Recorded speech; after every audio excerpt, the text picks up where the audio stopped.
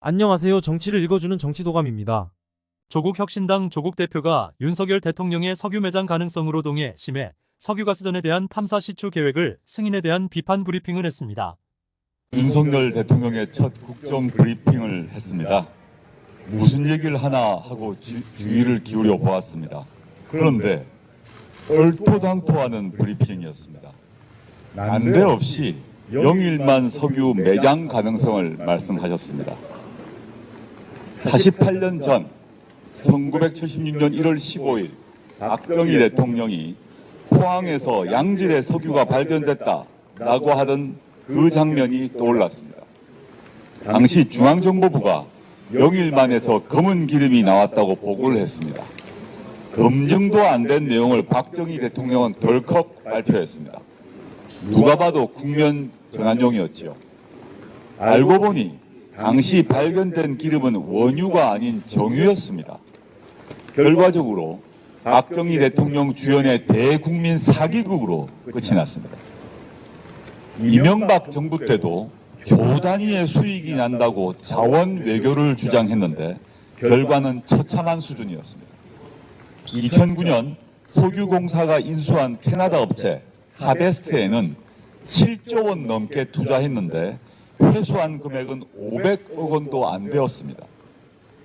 윤석열 대통령이 이번에 브리핑한 석유 매장 가능성이 높은지 낮은지 아직 알 수 없습니다. 대한민국 국민으로서 석유와 가스가 많이 매장되어 있기를 바랍니다. 그러나 분명히 짚고 넘어갈 점이 있습니다. 대통령의 직무수행, 즉 브리핑의 내용과 과정의 문제입니다.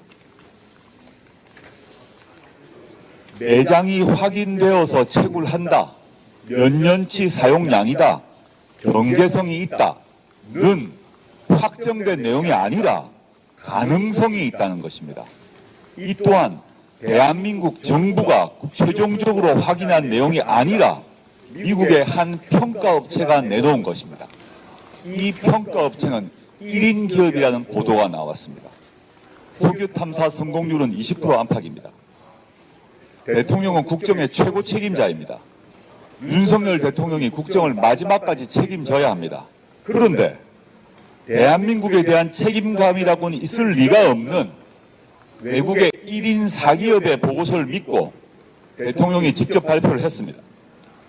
대한민국 정부와 전문가와 관련 기업은 다 어디 갔습니까? 주무부처인 산업부는 장관이 배석한 사실을 브리핑 1시간 전에야 알았을 정도로 구구식 브리핑입니다. 문제 보고서에 대한 산업부 차원의 점검이 있었습니까? 확인해야 합니다. 문제 보고서의 신뢰성은 추후 국회에서 엄밀히 따질 것입니다. 이제 대통령이 발표를 해버렸으니 정부는 꼼짝없이 시추를 통해 기추를 위해 돈을 쏟아 부어야 합니다. 자그마치 5천억 원입니다. 국정을 이렇게 대충대충 우대 맡겨도 되는 것입니까? 대통령실은 브리핑 시작 8분 전에 언론의 일정을 공개했습니다. 대통령은 고작 4분 발표 후에 질문도 안 받고 떠났습니다.